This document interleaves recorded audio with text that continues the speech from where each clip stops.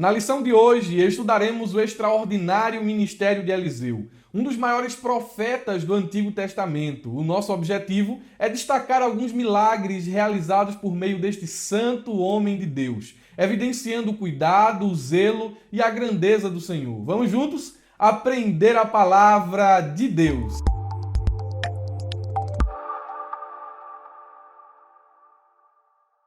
Meus irmãos, quero cumprimentá-los com a paz do Senhor Jesus. Eu sou Murilo Alencar e com muita alegria estamos dando início a mais uma pré-aula da Escola Bíblica Dominical. Já quero lhe informar que o subsídio que estou utilizando está disponível na descrição do vídeo. Tem um link azul aí embaixo, cliquem e façam um download desse material. É um arquivo em PDF, onde você encontrará vários comentários e muitas referências bíblicas que não tem na lição e que certamente complementarão o seu conhecimento acerca do assunto abordado. E o melhor, é de graça, presente do Abrejaula para você. Junto ao link para adquirir o subsídio, deixaremos outro link que é o do curso O Pregador e a Pregação, uma super ferramenta do canal Abrejaula que tem ajudado centenas de irmãos no Ministério da Pregação, tanto no Brasil como fora do Brasil. Irmão Murilo, eu não sei como estruturar um sermão de forma homilética, não sei como interpretar a Bíblia conforme as regras da hermenêutica e da exegese. Olha, eu não sei nem por onde começar a estudar. Tá aí a solução.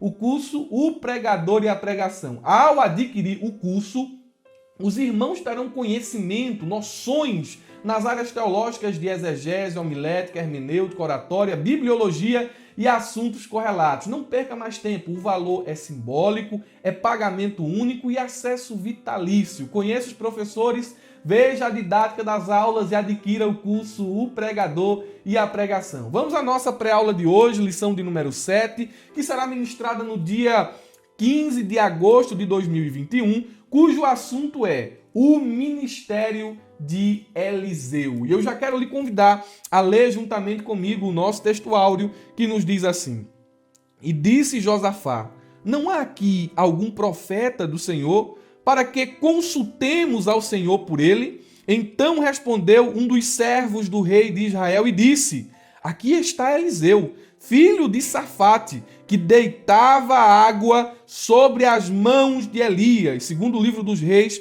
capítulo de número 3, versículo de número 11. Durante esses 3 meses, que é o terceiro trimestre do ano letivo de 2021, estamos estudando o primeiro e o segundo livro dos Reis. E desde a lição passada, nós já estamos discutindo sobre os primeiros capítulos do segundo livro dos Reis e chegamos agora no ministério de Eliseu. Gostaria de fazer uma releitura em outras versões do nosso texto de ouro, versão NVT. O texto diz assim: Então Josafá perguntou: Não há aqui um profeta do Senhor? É uma pergunta do rei de Judá. Se houver, podemos consultar o Senhor por meio dele. O profeta era um veículo que transportava a mensagem, a palavra de Deus, e por meio do profeta, os homens, os reis, os generais, as pessoas em gerais tinham uma palavra da parte de Deus. O profeta era uma espécie de microfone. Deus falava pela vida do profeta. E o texto prossegue dizendo: Um dos oficiais do rei de Israel respondeu: Eliseu, filho de Safate, está aqui. Ele era o ajudante de Elias. Veja a diferença nas expressões. No texto da versão corrigida, a Bíblia diz que ele deitava água sobre as mãos de Elias. É uma expressão de serviço, é uma expressão de entrega. Eliseu era servo de Elias. A Bíblia paráfrase NTLH, o texto se encontra da seguinte maneira: Mas Josafá, rei de Judá, perguntou: Não há aqui um profeta do Senhor entre nós? Se houver, podemos consultá-lo e ele falará em nome do Senhor e nos dirá o que devemos fazer. Veja, o profeta era alguém que falava em nome do Senhor e a sua palavra era de grande valia, pois quem está pedindo uma orientação aqui é simplesmente um rei. Olha, o profeta vai falar e ele vai dizer o que nós, se inclui Josafá, o que nós devemos fazer. Era o rei sendo submisso à palavra profética. O texto prossegue e diz: Então um oficial do exército de Israel respondeu: Eliseu, filho de Safate, está aqui. ele era discípulo do profeta Elias, segundo o livro dos Reis, capítulo 3, versículo de número 11. E apenas para que os irmãos se contextualizem acerca da verdade e daquilo que está registrado em nosso texto de ouro, queremos trazer aqui rapidamente um contexto de tudo o que está acontecendo aqui. O versículo em análise nos apresenta um dos momentos mais críticos vivenciados por ambos os reinos, tanto o norte como o sul. Jorão, filho de Acabe, e Josafá, rei de Judá, saíram a pelejar contra os moabitas, que haviam iniciado uma insurreição após a morte do rei Acabe. E eles foram para essa batalha unidos, juntos. Ambos os exércitos eram como se fossem um só. No meio do percurso, eles se viram em grande aflição. Mas por que eles estavam em grande aflição? Não havia água para o exército e nem para os animais. Eles peregrinaram pelo deserto de Edom a fim de atacarem os moabitas, mas não tinha água no deserto. E certamente, sem uma intervenção divina, os reis, o exército e os animais pereceriam no deserto de Edom pelas mãos dos moabitas, conforme se pode ler no segundo livro dos Reis, capítulo 3, versículo de número 10. E diante dessa situação de escassez, diante deste momento muito complicado, o rei Josafá, ele solicita a presença de um profeta de Deus. Não era um profeta de mentira, não era um bajulador que comia na mesa de Acabe, não. Josafá queria a presença de um profeta de Deus, para que eles pudessem consultar ao Senhor. E é nesse cenário que Eliseu aparece mais uma vez, dentro da história de Israel, registrada na Bíblia Sagrada. E aqui alguns pontos merecem nossa consideração. Primeiro, o profeta, ele é um homem levantado por Deus para exercer o seu ministério em tempos de crise. O rei, os exércitos estavam desmaiando de medo e de pavor. As esperanças fugiram do coração daqueles homens. Mas o profeta, apesar de viver no meio da crise, ele não é envolto por ela, porque a sua confiança está em Deus. Eliseu, quando se apresenta diante dos reis, ele traz uma mensagem da parte do Senhor. O profeta é justamente essa figura que Deus levanta no meio de tempos de muita aflição. E, meus irmãos, desse modo, nós podemos aqui propor que quem é levantado por Deus como profeta nos dias atuais, e profeta aqui não é o mesmo profeta na categoria de Eliseu, profeta é aquele que é levantado com um dos dons ministeriais de profeta, ou então aquele que é levantado e tem em suas mãos a palavra da verdade para anunciar. Ele não deve esperar trilhar um caminho de facilidade. Profeta é alguém que fala no meio da crise. Profeta é alguém que pronuncia a sua mensagem, que é canal de Deus em meio a tempos de dificuldade. Fomos chamados por Deus para ministrar o Evangelho nos lugares onde as trevas têm estabelecido o seu império. Profeta é alguém que chega e fala no meio onde todos estão calados. Profeta é uma luz que brilha no meio da escuridão. Deus disse ao profeta Jeremias: eis que eu te tenho levantado, e o teu ministério será assim, tu vai derrubar, tu vai arrancar, tu vai destruir, para só então depois tu plantar e tu edificar. Primeiro se faz necessário destruir, tirar a construção antiga para que a nova surja. Primeiro se faz necessário arrancar aquilo que não é produtivo para plantar novamente aquilo que vai dar fruto. Então o ministério profético, ele assume essas características. Em segundo lugar, Eliseu era profeta do Senhor. Josafá, ele diz assim: eu quero consultar um homem que seja profeta do Senhor. Essa expressão é muito bonita porque nenhum rei ou governante, por mais autoridade e influência que possua, pode levantar um profeta. Os profetas de Acabe eram profetas mentirosos, eram profetas que falavam segundo o próprio coração e tinham revelações da própria mente. O profeta verdadeiro, ele é chamado por Deus, de acordo com sua vontade, critério e propósito. E aqui nós podemos estabelecer um pensamento. Existe o obreiro chamado e o chamado obreiro. Eliseu foi um obreiro chamado e não um obreiro oferecido. Eliseu era profeta do Senhor e não um dos mercenários de Acabe. O obreiro chamado por Deus não vende a sua mensagem e nem tampouco o seu ministério. Ele não negocia aquilo que Deus lhe entregou. Aquilo que Deus coloca em seu coração, isso mesmo ele fala. E fala sem alterar, sem prostituir, sem adulterar a mensagem. Ele é profeta dentro da igreja, ele é profeta fora da igreja, ele é profeta aonde ele vai. A mensagem é a mesma. A verdade prática nos diz o seguinte: Deus usou e ainda usa seus servos para realizar milagres.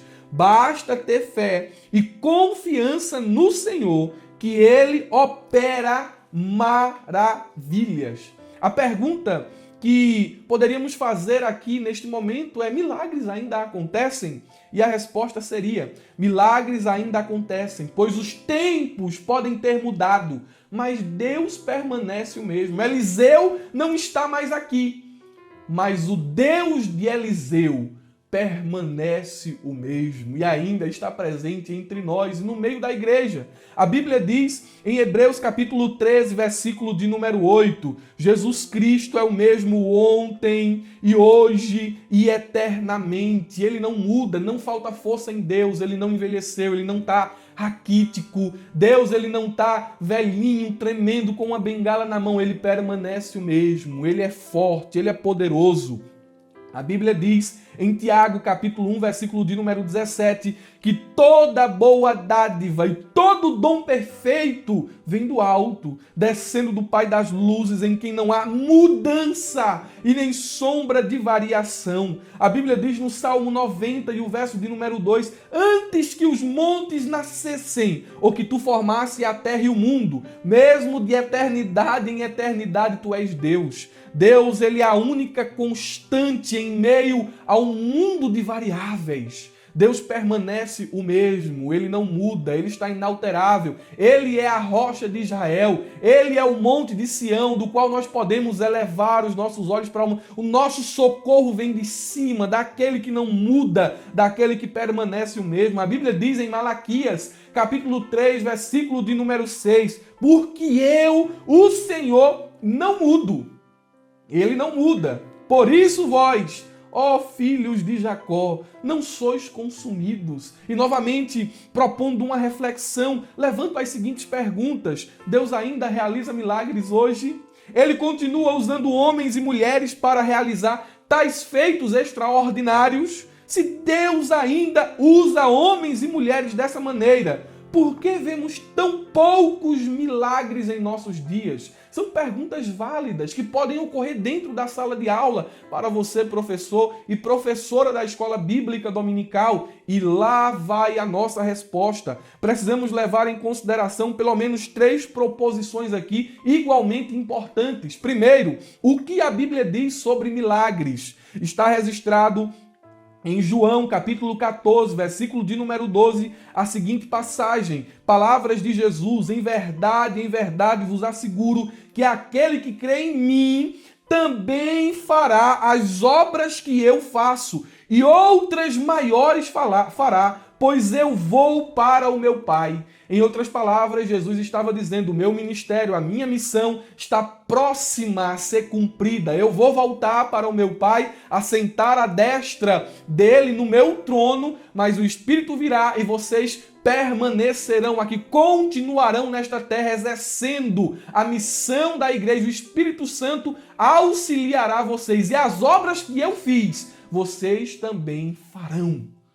Então há uma continuidade, milagres ainda acontecem, Deus ainda usa homens e mulheres para realizar feitos extraordinários. A Bíblia diz em Atos capítulo 5, versículo de número 12, e muitos sinais e prodígios eram feitos entre o povo. Pelas mãos de quem? Pelas mãos dos apóstolos, e estavam todos unanimemente no alpendre de Salomão. Deus usa mãos humanas para realizar feitos extraordinários. Lá no cenáculo, Pedro, ele disse a um aleijado que estava na porta chamada Formosa: olha, eu não tenho prata e nem ouro, mas aquilo que eu tenho, isso eu te dou. Se levante e comece a andar. A voz era de Pedro, mas o poder que levantou o paralítico era de Deus. Ele ainda continua realizando milagres hoje. Veja que de Eliseu até Pedro há um espaço muito grande de tempo e Deus não mudou. Deus continuou realizando milagres. De Pedro até os dias atuais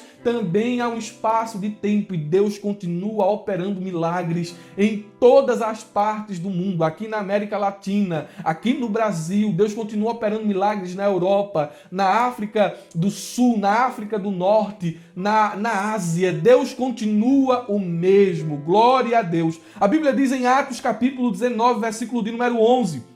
E Deus, pelas mãos de Paulo, fazia maravilhas extraordinárias. Deus, através das tuas mãos, pode fazer maravilhas extraordinárias. Essa é a primeira proposição que devemos levar em consideração. Em segundo lugar, para que o milagre aconteça, é necessário um componente essencial. E esse componente é a fé. Já vimos que, à luz da Bíblia, milagres acontecem sim, e que Deus continua usando homens e mulheres para fazer a sua vontade. Mas há um componente essencial nesse processo da realização do milagre. E esse componente, como supracitei, é a fé. A Bíblia diz em Mateus capítulo 21, em versículo número 21, Jesus, porém, respondendo, disse-lhes: em verdade vos digo que, se tiverdes fé. Veja essa condição importante. Se tiverdes fé e não duvidardes, não só fareis o que foi feito à figueira, mas até a este monte, se disserdes, ergue-te e precipita-te no mar, assim será feito. Jesus coloca como prerrogativa, Jesus coloca como condição para a realização do milagre a fé. Mas, irmão Murilo, há ocasiões em que a pessoa, em que o homem e a mulher de Deus tem fé e o milagre não acontece. É porque a fé é simplesmente um dos componentes para que o milagre aconteça. Existe outro que também é igualmente essencial e esse outro é a vontade de Deus. Às vezes pode haver uma fé muito grande por parte daquele que ora, mas não seja necessariamente a vontade de Deus que aquele milagre aconteça. E se os irmãos estejam entendendo ou estiverem com alguma dúvida, coloque aí nos comentários: olha, eu estou entendendo, ou então eu não entendi, irmão Murilo, me explica mais uma vez aqui nos comentários e a gente vai estar te respondendo.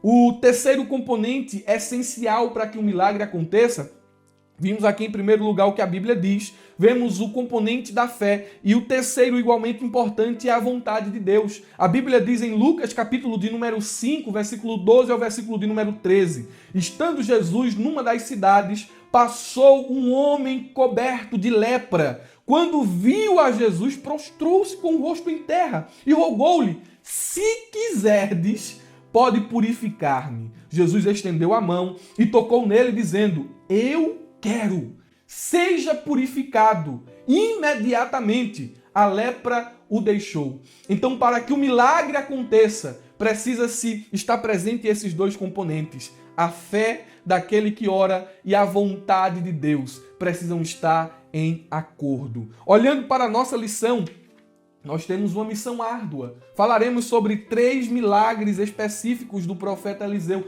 E o nosso tempo e o espaço que dispomos é muito limitado. Corremos o risco, deste modo, de nos tornarmos muito resumidos em cada tópico da lição. Haja vista, seria necessário uma lição completa para estudar cada milagre do profeta Eliseu. E, meus irmãos, a introdução da nossa revista traz a seguinte informação importante que vai permear o resto de nossa aula. O comentarista diz: nesta lição estudaremos sobre 3 milagres. O milagre da água, o milagre das águas que alagaram um vale sem que houvesse chuva, a multiplicação do azeite da viúva e a aniquilação da morte presente na panela de ensopado servido por um dos servos do profeta.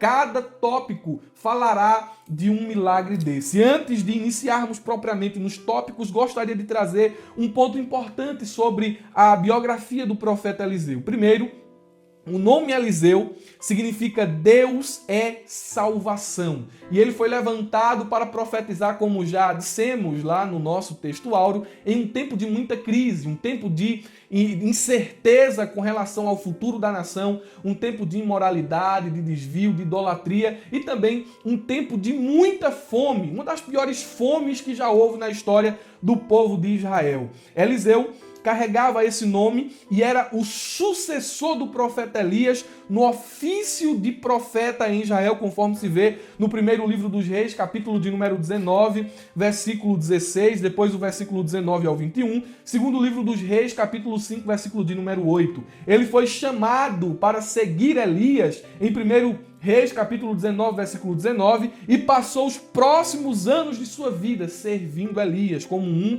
de seus discípulos, até que Elias foi levado ao céu. Foi durante esse tempo que Eliseu ele iniciou o seu ministério, o qual durou cerca de 60 anos e abrangeu os reinos de Jeorão, Jeú, Jeocás e Joás. Eliseu era um homem de Deus. E as pessoas chegavam a essa conclusão simplesmente após observar a vida de Eliseu. As pessoas olhando o teu testemunho, o teu proceder, o teu andar diário, podem exclamar com sinceridade e dizer que você é um homem de Deus, que você é uma mulher de Deus. Eliseu caminhava e as mulheres, as pessoas em gerais, os discípulos, os reis, os generais diziam assim: é homem de Deus. É homem de Deus. O testemunho do profeta falava mais do que suas palavras. E suas palavras confirmavam o seu testemunho. Bendito seja o nome do Senhor Jesus. Quando olhamos para a vida do profeta Eliseu, enxergamos dentro de sua biografia que ele realizou muitos milagres. E podemos enumerar pelo menos 14. Em primeiro lugar, Eliseu abriu o rio Jordão, segundo o livro dos Reis, capítulo 2, versículo 14. Sarou as águas de Jericó, segundo o livro dos Reis, capítulo de número 2, versículo 22 ao 23. Duas ursas despedaçaram 42 adolescentes, segundo o livro dos Reis, capítulo 2, versículo 23 ao 24. Ele providenciou água a 3 reis e seus exércitos, segundo o livro dos Reis, capítulo de número 3, versículo 15, 16 e o 20. Em quinto lugar, o quinto milagre realizado por Eliseu foi aumentar o azeite da viúva dos filhos dos profetas, segundo o livro dos Reis, capítulo 4, versículo 6 e 7. Em sexto lugar, Eliseu ressuscitou o filho da sunamita. Em sétimo lugar, Eliseu tirou a morte da panela, segundo o livro dos Reis, capítulo 4, versículo 41. Em oitavo, Eliseu multiplicou pães e peixes, e aqui há uma similaridade entre Eliseu e Jesus. Alguns dos milagres de Eliseu o colocam como uma tipologia do Messias que viria muito tempo depois dele. Ele curou a lepra de Naamã, segundo o livro dos Reis, capítulo 5, versículo de número 14. Em décimo lugar, Eliseu colocou a lepra de Naamã em Geazi, seu auxiliar, segundo o livro dos Reis, capítulo 5, versículo 27. Em 11º lugar, ele fez um machado flutuar. Em 12º lugar, ele cegou os círios. Em 13º lugar, ele devolveu a visão aos círios. E por último, um milagre póstumo. Após a sua morte, alguém foi jogado dentro de sua cova e ao tocar os seus ossos, foi ressuscitado. Segundo o livro dos Reis, capítulo 13, versículo de número 21. Partindo propriamente para os milagres que são alvos de nossa análise nesta lição, é o milagre de número 4, onde Eliseu ele providencia água para os exércitos, milagre de número 5, onde Eliseu aumenta o azeite da viúva, e o milagre de número 7, onde ele tira a morte da panela. O primeiro milagre, e nós podemos aqui, de uma forma muito didática e com a sua participação, a sua paciência e a sua corroboração, estudar esse milagre de forma mais profunda, é que nesse momento você pause o vídeo e confira, faça a leitura do segundo livro dos Reis, capítulo de número 3, versículos. Vocês lerão o versículo de número 1 ao versículo de número 27. como já rapidamente mencionei, contextualizando o nosso texto áureo, esse milagre ocorreu em um contexto de guerra.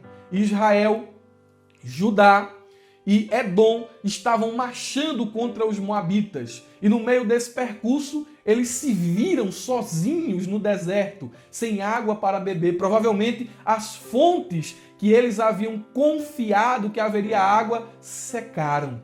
E eles estavam diante de uma iminente derrota. E ali, Josafá chama alguém e pergunta: tem aqui um profeta do Senhor? Ao passo que um dos soldados aponta: olha, Eliseu está aqui conosco. Mas olha, irmãos, Eliseu não tinha necessidade de estar ali. Ele não era soldado, ele não era general, ele não fazia parte da infantaria de nenhum dos reinos, mas ele foi direcionado por Deus, pois o Senhor já previa aquela situação. O Senhor antecipa, aleluia, a crise. Antes que a crise aconteça, o Senhor já está lá. Você está ouvindo esta pré-aula e Deus fala também aqui na pré-aula da escola dominical. Antes que a crise chegasse na tua vida, Deus já estava diante dela. Deus não foi pego de surpresa. Você foi, mas Deus não. Eliseu já tinha uma palavra da parte de Deus para aquela situação. E eu quero examinar algumas características deste milagre realizado por Eliseu. Eu tenho em mente que você já conhece a passagem, que você leu o texto, e assim eu vou estabelecer algumas proposições. Em primeiro lugar, eu dei nome à proposição de número 1, covas no vale. E é muito importante que você entenda aquilo que vai ser dito aqui. O milagre realizado por Eliseu nessa ocasião acarretou em direção. Ninguém sabia o que fazer. Ninguém sabia que caminho tomar, que escolha fazer. Se voltasse, talvez morresse de sede no caminho. Se ficasse onde estavam, provavelmente os moabitas viriam e pegariam, batalhariam contra um exército fragilizado, um exército penalizado pela sede. Eles estavam sem uma direção, de modo que quando Eliseu se apresenta diante de Josafá, diante do rei de Israel e diante do rei de Edom, ele traz uma palavra da parte de Deus. E essa palavra proveu direção. É o que diz o versículo de número 16. E ele disse: assim diz o Senhor, cavem muitas cisternas neste vale. Em outras palavras, muitas covas neste vale. Essa é a direção de Deus. E olhe, meus irmãos, glória a Deus. Nós podemos aqui estabelecer uma breve aplicação. Deus está dizendo para homens que estão no meio do nada, em um vale, dentro de um deserto, cavem buracos, cavem cisternas. Alguém podia pensar: Deus está contra nós. Ele está mandando aqui neste deserto, dentro deste vale, cavar outro buraco. Ele está querendo que cavemos a nossa própria sepultura. Pode parecer estranho para você, mas há providência de Deus no vale. E no vale Deus manda cavar. Eu acho isso muito bonito porque podemos aplicar esse texto da seguinte maneira: no vale o crente recebe direção de Deus. Não é porque as portas estão fechadas, não é porque a crise chegou, não é porque está tudo tão confuso que o céu também está em crise. No céu não há crise. Deus fala mesmo no meio da crise. Aí nesta crise você vai receber direção de Deus. E às vezes a direção de Deus contraria as nossas expectativas. Às vezes Deus chega aí no meio da crise e diz assim: sonhe. Mas Deus, sonhar no meio da crise? Sonhe alto. Mas Deus, como é que eu vou sonhar? Está faltando isso, está faltando aquilo. Deus está dizendo: é isso mesmo. Cave no vale. Glória a Deus. No vale, isto é, nos dias de prova e de dificuldade, Deus orienta os crentes a cavarem, ou seja, nada de esperar a derrota, não é para cruzar os braços e nem perder as esperanças. Atenção a esta palavra que eu vou dar a você agora. Se possível for, anote essa palavra, guarde ela no seu coração. Geralmente, são nos vales mais secos e escuros que somos direcionados por Deus a trilhar pela fé o caminho que nos levará à sua maravilhosa provisão. Tinha que ter muita fé na palavra do profeta. Cavem covas neste vale. Em segundo lugar, este milagre realizado por Eliseu proporcionou provisão. Eliseu disse: vocês não verão vento e também chuva. Não vai ser algo visível, mas vocês terão água para beber. Glória a Deus. Às vezes a provisão de Deus acontece assim. Acontece fora do alcance dos nossos olhos. Não enxergamos o processo, mas a certeza da provisão depende ou vem daquele que não pode mentir, daquele cuja palavra, aleluia, é certa e não cai por terra. A Bíblia diz em Eclesiastes, capítulo 11, versículo de número 5, o seguinte: assim como tu não sabes qual o caminho do vento, nem como se formam os ossos no ventre da mulher grávida, assim também não sabes as obras de Deus, que faz todas as coisas. Glória a Deus. Primeiro, o segundo livro dos Reis, capítulo de número 3, versículo 21, a Bíblia diz assim, versículo 20, a Bíblia diz: no dia seguinte, na hora do sacrifício da manhã, a água veio descendo da direção de Edom e alagou a região. Glória a Deus. Não teve vento, nem teve chuva. A chuva ocorreu fora da vista do exército, ocorreu nos montes, e dos montes a água veio descendo até que alagou as covas que eles cavaram. E aqui eu quero também liberar uma palavra da parte de Deus para a sua vida. Quem não cava cova no vale não desfrutará das águas da provisão de Deus. Meu irmão, se Deus está mandando tu cavar, cava. É milagre, milagre não se explica, milagre se vivencia. Bendito seja o nome do Senhor. Você está passando pelo processo aqui e a provisão de Deus está acontecendo fora da tua vista. Glória a Deus, mas ela vai chegar até onde tu estás. Em terceiro lugar, esse milagre realizado por Eliseu garantiu vitória. O exército não precisou batalhar, porque houve uma miragem. Os moabitas foram confundidos. Eles não precisaram daquele esforço, daquela batalha renhida. Deus abriu uma porta, a porta da surpresa. Eles chegaram no campo de batalha e viram as covas cheias de água, mas a luz do sol refletia sobre as águas e eles acharam que as águas eram sangue. E por meio daquela miragem, daquela ilusão, eles entenderam algo errado. Olha, os exércitos guerrearam entre si. Vamos lá, vamos tomar os despojos. Mas quando eles chegaram no campo de batalha, foram surpreendidos pelo exército de Israel, o exército de Judá e o exército de Edom, de forma que bateram em retirada. Então o milagre, ele acarretou em direção, ele proporcionou provisão e também garantiu vitória. A Bíblia diz em Números, capítulo de número 23 e o versículo de número 19 o seguinte: Deus não é homem para que minta, nem filho do homem para que se arrependa. Porventura, diria ele, não faria, ou falaria e não confirmaria, aquilo que Eliseu profetizou se cumpriu na íntegra. Glória a Deus. O Senhor vela em cumprir com a sua palavra. E quando ele cumpre, ele quebra mais uma vez as nossas expectativas, porque ele faz além daquilo que esperamos. É o que está registrado em Efésios, capítulo 3, versículo de número 20. Ora, aquele que é poderoso para fazer tudo muito mais abundante, além daquilo que pedimos ou pensamos, segundo o poder que em nós opera. O teu sonho, a tua vista, alcança uma porta pequena. A vista de Deus alcança, aleluia, se é que podemos dizer assim, uma porta mais excelente, uma porta maior. Ele fará muito além daquilo que você está pedindo. E olha que você está pedindo coisa grande. E Deus está dizendo: eu tenho algo melhor e maior para te dar. É a primeira característica deste milagre de Eliseu. O segundo tópico de nossa lição nos diz o seguinte: Eliseu aumenta o azeite da viúva.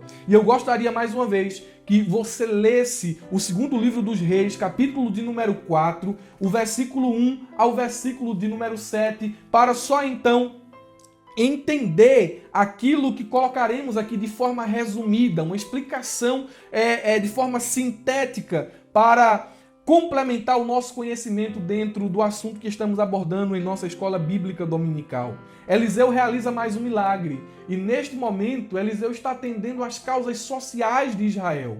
Uma viúva que havia, lógico, não precisa ser não é um poliglota, uma viúva perdeu o marido, lógico, estava em uma situação muito difícil, os filhos estavam prestes a serem escravos, porque ela não tinha como pagar aquela dívida. Ela recorre ao profeta Eliseu, que lhe dá uma situação, que faz uma análise da situação e lhe dá uma palavra profética. Eliseu realiza mais um milagre. E eu gostaria, meus amados irmãos, de compartilhar com vocês algumas características deste milagre. Em primeiro lugar, Eliseu multiplica o azeite da viúva. E essa multiplicação ela acarreta em algumas cenas que podemos dividir da seguinte maneira. Em primeiro lugar, Eliseu pergunta à mulher: o que você tem em casa?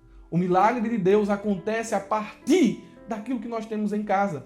E uma característica desse milagre é que ele revela a escassez do homem e a riqueza de Deus. Você pode ter pouco, mas ele tem muito. As suas mãos podem estar vazias, mas as mãos de Deus estão cheias. Aleluia!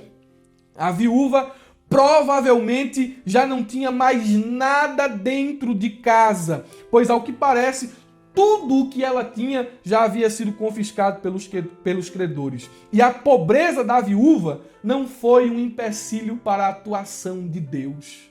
É mais uma característica, eu creio que Deus está falando ao nosso coração. Pode haver uma escassez aí no teu lar. Pode haver uma escassez aí na tua vida. Mas essa escassez, essa pobreza, essa limitação não é, aleluia, um empecilho para o agir sobrenatural de Deus. Mais uma vez estamos falando de milagre. E milagre foge daquilo que a compreensão humana pode alcançar. E meus amados irmãos, aplicando o texto, foi justamente por a viúva não ter nada dentro de casa que ela conseguiu juntar tantas vasilhas, aleluia. Então, algumas perdas são necessárias para experimentarmos de modo mais profundo o milagre realizado por Deus. Você conseguiu pegar o que eu acabei de falar aqui? Se tu pegou aqui o que eu acabei de dizer, coloca aí nos comentários, glória a Deus, eu recebo esta palavra. Olha, irmãos, algumas perdas são necessárias para que experimentemos o milagre de Deus. A viúva, dentro de uma contextualização dos nossos dias, ela não tinha sofá, ela não tinha birô, ela não tinha prateleira, ela não tinha mais nada. E foi justamente o fato dela não ter mais nada que ela conseguiu colocar tanta vasilha dentro de casa para poder encher de azeite. Para de estar se reclamando com aquilo que tu tem perdido nesses últimos dias. É Deus preparando o cenário do milagre. Não vai ser cenário de desgraça, não. É Deus preparando o cenário do milagre. Eu sei que você vai voltar. Não sei se lá no Instagram, não sei se lá no WhatsApp, ou não sei se aqui nos comentários do YouTube, mas você vai voltar por esses dias e vai dizer assim: irmão Murilo, eu achava que o cenário seria de desgraça, mas Deus estava preparando o palco para o milagre. Bendito seja o nome do Senhor Jesus. Em segundo lugar, os servos de Deus podem vivenciar milagres nos lugares mais inesperados. É uma segunda característica deste milagre realizado por Eliseu. A cozinha de casa. Olha, irmãos, como isso é bonito. A cozinha de casa foi o local onde aquela viúva experienciou um dos milagres mais extraordinários registrados na Bíblia. E aqui nós podemos aplicar essa passagem da seguinte maneira: aquilo que Deus tem para fazer na minha e na tua vida não depende de data especial, de circunstância diferenciada ou de um lugar de muita abundância. Deus realiza milagre aonde Ele quer. Você quer que eu diga algo da parte de Deus aqui? Tem muita gente que sai e viaja para A, viaja para lugar B e às vezes vai arriscar em uma cidade que não conhece por uma oportunidade, uma palavra que ouviu de alguém lá. Isso não precisa, irmão. Se Deus decidiu lhe abençoar, se Deus vai lhe abençoar, é na cozinha de casa. Glória a Deus. Eu vou dar exemplo aqui, me permita dar exemplos aqui, talvez toque alguém aí. Olha, eu preciso de emprego, aqui onde eu estou está difícil, na cozinha de tua casa, fazendo picolé para vender. Deus pode te abençoar, porque se Deus não tiver no negócio, tu pode viajar para São Paulo, tu pode viajar para a capital que tu quiser viajar e a porta vai permanecer fechada. Mas quando o crente ora, quando o crente dobra os joelhos, aleluia, e está na dependência de Deus, as correntes vão fazendo assim, ó. Prá. Os ferrolhos vão fazendo assim, ó. Prá. Glória a Deus, não importa o lugar, a data e a circunstância. Aleluia, ele vai multiplicando. E na cozinha de casa, na sala, no quarto, onde tu estiveres, poderás experimentar o milagre da providência de Deus. Aleluia! Em terceiro lugar, finalizando este milagre, Deus trabalha de portas fechadas. Oh, glória a Deus! Aleluia! Eliseu disse à mulher, junte as vasilhas, mas feche a porta. Vai ter muita gente curiosa querendo ver e saber o que está acontecendo, mas eles não verão. Verão só o resultado final. Aleluia, mas não verão o processo. Passe o processo de porta fechada. A viúva saiu, colheu vasilhas em todos os lugares. Ela era uma mulher de respeito, uma mulher de confiança, porque a vizinhança provavelmente sabia que ela perdeu o marido, sabia que ela estava em grande dificuldade financeira, mas mesmo assim cedeu os vasos, cedeu as vasilhas. Ela encheu a casa, colocou vasilha na sala, no quarto, em todo lugar e depois fechou a porta. Ei, mulher, por que tu tá pedindo essas vasilhas? Ei, pra que isso aí? O que é isso aí? O que é isso aí? O que é isso aí? E aquele monte de gente curiosa lá fora e a viúva com a portinha fechada, experimentando. Aleluia, bendito seja o nome de Jesus, a provisão de Deus. Tem milagre que só acontece quando as portas estão fechadas. Tava lá a viúva com a sua botijazinha derramando. E o azeite não secava. Olha, ainda tá cheio. Traz mais vasilha, menino. E ela colocando lá, enchendo, enchendo. Só quando cessou a vasilha foi que cessou o azeite da botija. Glória a Deus. Aí, quando ela estava de posse de vitória, ela abriu a porta. Glória a Jesus. Glória a Jesus. Tem experiências espirituais que não podem ser compartilhadas com ninguém. Há milagres que Deus faz na vida dos seus escolhidos que só eles podem ver e experimentar. Glória a Deus. Em terceiro lugar, nós temos o tópico aqui da lição que diz a morte que havia na panela. É mais um milagre realizado por Eliseu e novamente gostaria que você lesse segundo o livro dos Reis, capítulo 4, versículo 38 ao versículo de número 41, para você compreender mais uma vez melhor esse milagre registrado na Bíblia e realizado pelo profeta Eliseu. Quero apontar mais uma vez algumas características desses milagres e eu peço desculpa aos irmãos se estou indo rápido demais ou se estou sendo resumido demais naquilo que falo, porque o tempo não me permite fazer a leitura do texto, mas você como professor da escola dominical, como professora, dirigente, superintendente, tem essa obrigação de ler a lição na íntegra. Aqui é só um complemento, não é a aula propriamente dita, mas é um adendo àquilo que você já vem estudando. Uma primeira proposição que podemos colocar dentro deste milagre é a seguinte: estamos falando sobre morte na panela agora.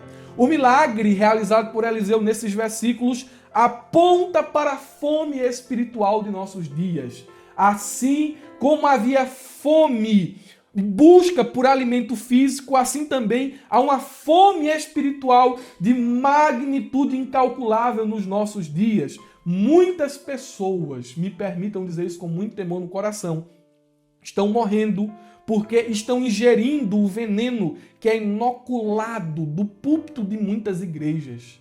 Há uma fome espiritual em nossos dias.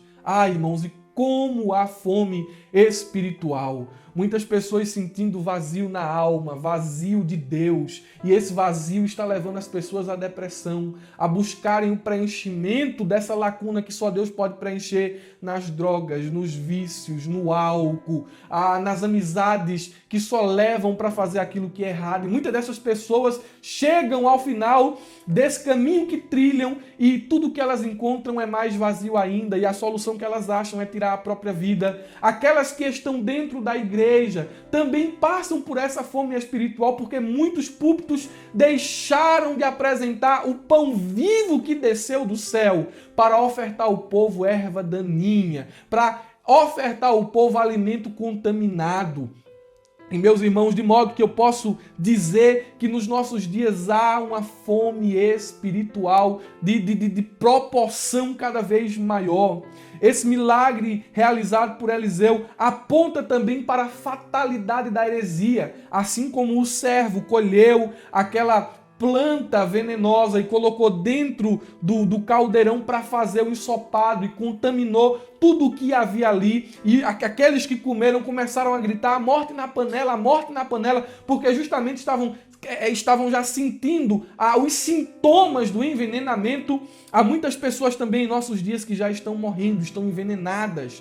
Esse texto, esse milagre, aponta para a fatalidade da heresia. Ela é fatal. A morte, muitas vezes, na panela, naquilo que as pessoas estão comendo no púlpito, na internet. A internet está cheia de teólogo da desgraça. A internet está cheia de teólogos liberais que estão aí, pode isso, pode aquilo, pode isso, pode aquilo. E ultimamente nós vemos esses teólogos assim, essas pessoas influenciadoras se desviando, indo para o mundo. E olhe a fatalidade da heresia.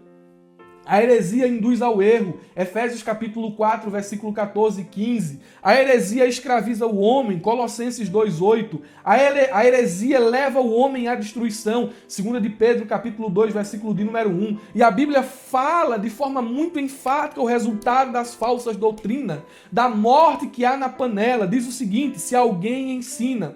1 Timóteo capítulo 6, versículo 3 ao versículo de número 5 diz: se alguém ensina falsas doutrinas e não concorda com a sã doutrina de nosso Senhor Jesus Cristo e com o ensino que é segundo a piedade, é orgulhoso e nada entende. Esse tal mostra um interesse doentio por controvérsias e contendas acerca de palavras que resultam de inveja, brigas, difamações, suspeitas malignas e atritos constantes entre aqueles que têm a mente corrompida e que são privados da verdade, os quais pensam que a piedade é fonte de lucro. Esse texto descreve a realidade de nossos dias, a morte na panela. O milagre aponta para a fatalidade da heresia, mas não terminando de uma forma negativa, e sim de uma forma positiva. O milagre também aponta para a eficácia da palavra de Deus. Eliseu resolve aquela situação, conforme os irmãos podem ver no texto que foi citado. E a Bíblia, ela é a fonte. A Bíblia, ela é o manual do praticante, o manual do fabricante. A Bíblia é a nossa bússola. Esse milagre de Eliseu, de forma figurativa, aponta, aleluia, para a eficácia da palavra de Deus. Eu gostaria de terminar essa pré-aula lendo o seguinte texto na versão NVT, que gosto bastante, 2 Timóteo, capítulo de número 3, versículo 16 e 17. Vou apenas recapitular. O milagre da morte da panela, onde Eliseu tira a morte da panela, aponta para a fome espiritual dos nossos dias. O milagre aponta para a fatalidade da heresia, mas também aponta para a eficácia da palavra de Deus. E o texto que citei, que está em 2 Timóteo, diz assim: toda a escritura é inspirada por Deus e útil para nos ensinar o que é verdadeiro. O que está aqui é a verdade. E a Bíblia, ela ensina a verdade. E o texto prossegue, diz assim: para nos fazer perceber o que não está em ordem em nossa vida. Ela denuncia os nossos caminhos tortuosos. Ela denuncia os nossos pecados. Ela denuncia os nossos desvios, a fim de que a gente se enquadre, a fim de que a gente entre no prumo de Deus, aleluia. O texto prossegue e diz assim: ela nos corrige quando erramos e nos ensina a fazer o que é certo. Deus a usa para preparar e capacitar seu povo para toda boa obra. Professor, quer ser capacitado? Bíblia. Quer tirar a morte da panela? Bíblia. Quer trazer o antídoto para corações que estão envenenados? Talvez na tua classe haja corações que estão envenenados. Mas tu quer o antídoto? Tá aqui, ó. palavra, a Bíblia, ensina a verdade, prega a verdade, fala a verdade, aleluia, e o efeito do veneno será dissipado. Glória a Deus. Meus irmãos, há muita coisa para se falar ainda, mas o tempo não nos permite ir mais adiante. Baixe o subsídio, se inscreve em nosso canal, ative o sininho para receber as notificações. Deixa o teu like aí, vai abrindo a jaula. Compartilhe esse vídeo com mais alguém. Eu quero agradecer a Deus pela sua infinita bondade e misericórdia, pois até aqui o Senhor nos ajudou. E nós queremos concluir essa lição com a seguinte afirmação: uma vida marcada pela fidelidade, devoção e obediência a Deus, tal como foi a vida do profeta Eliseu, será uma vida marcada por milagres. Aleluia! Até a próxima aula, em nome de Jesus.